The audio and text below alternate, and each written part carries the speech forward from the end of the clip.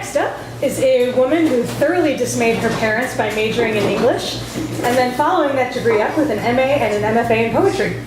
Her day job is pretty boring, but she has a not-so-secret second life as the music editor at Gaper's Block.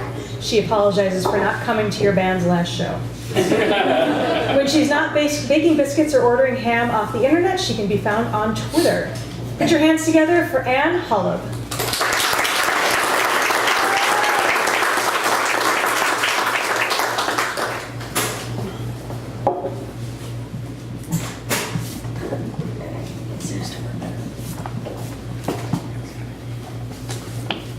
So I'm going to read something new and then something old, so there's two things. Rain in the Paradise. It's starting to rain in the Paradise Valley. There no one could say they didn't see it coming. The clouds rising up over the Gallaudins were building for hours, enough time for whispers to turn into dust devils on the riverbanks, rocks and sand skittering across the surface of the water. We're driving northwest, the storm rising over our left shoulders where the devil sits. The cattle left in pasture are methodically rocked into fence corners or under tree limbs, the branches short and husky from spring snows and summer winds. Their warm bodies are mottled with clumps of black and white, and they shiver under horseflies, shift their feet like passengers in an anxious queue. They'll ride this out without ever shrugging their heads skyward. We drive on. Take the side road and try to call them towns, but we can't. With barely a crossroads, they're places. A sudden flock of homes and a church without a steeple, just a cross in the window and no lock on the door. They come on like a surprised patch of grass in a snowdrift, green and irregular. They're named simply and sentimentally. We drive by, pray, immigrant, see a sign for wine glass. Resting up on the mountainside, it's west of the Yellowstone. The road follows the river, both lines bottoming out on the valley floor, a path of least resistance. They are touchstones for each other, a clothesline in a snowstorm, a way to get back. I keep my hands out of the window in the cooling air like I could touch something, could dip my fingertips and brush the growing wavelets in the river, take the water back to my lips. Would it taste of fish? Would I be able to smell their colors like smelling the blue of the guide rafts as they slide hard in the shoals and come to rest near flatbeds and trailer hitches, eager to unload and get home? Would I want to cast a line out into the growing storm, fight wind for purchase, and land the fly beside a rainbow as he makes one final decision, eat lunch or flee to the calmer depths by the clay-stocked riverbed? We come to a rare stop sign by the turnoff to the hot springs, bend our necks, watch the gray blanket cover the peaks to the west, Bowl and Chisholm and Highlight. We press against the growing wind, gain momentum as the car slips back into gear. The sky gets darker and lights pop on the cars and the oncoming traffic. We're racing now, trying to get to Livingston before the storm. We count the lightning strikes like fence posts. We whip around curves that brace along the banks of the river. We see one last turnoff where the white truck lurks. The sheriff pays us no mind, his eyes after out-of-state plates and drunks without fishing licenses. We pass by, the rain now soaking the east side of the car, creeping down the side mirrors, clinging like spiders at the edge.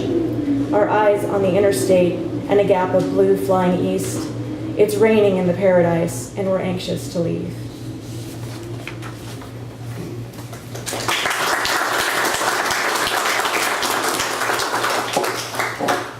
Thank you.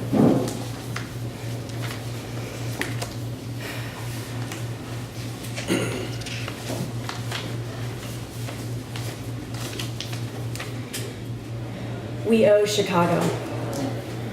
Fall into the rhythm.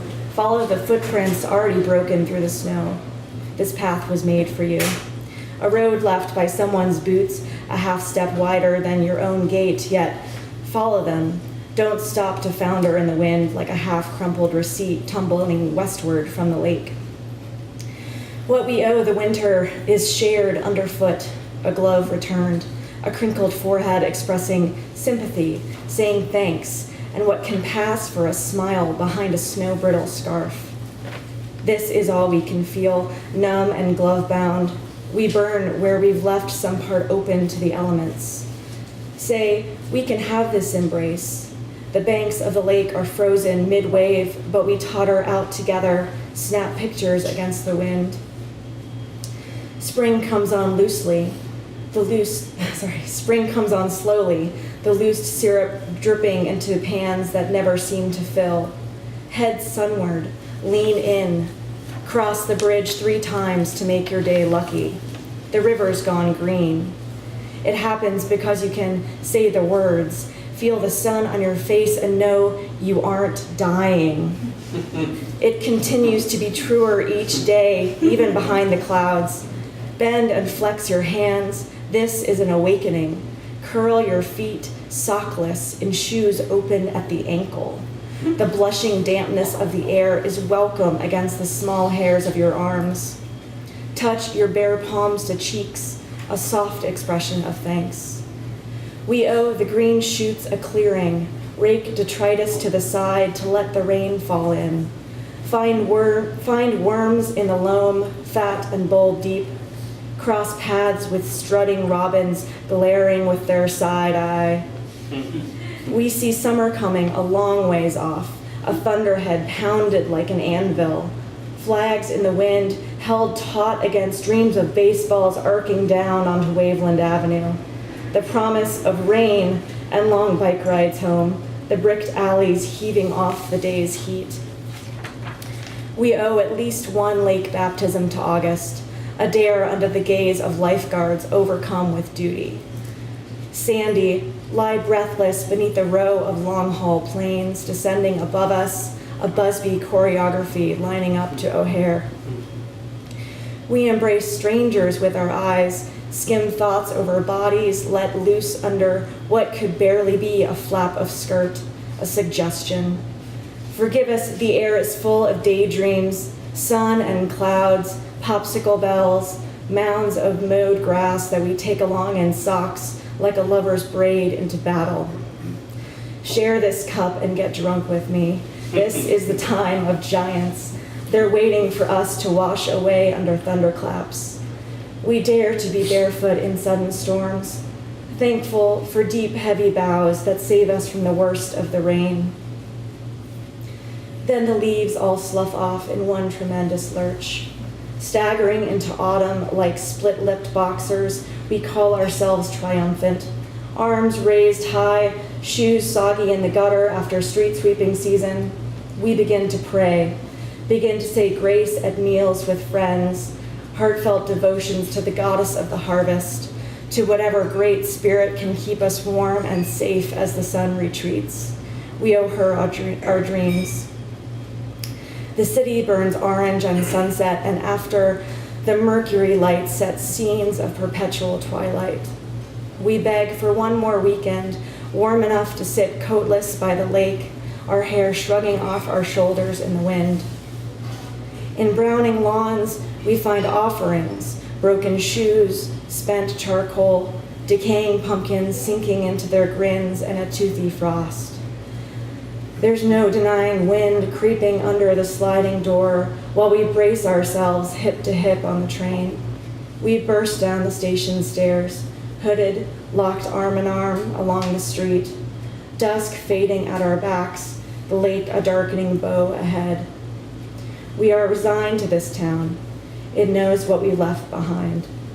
We can't say what we would pay. It already knows what we owe.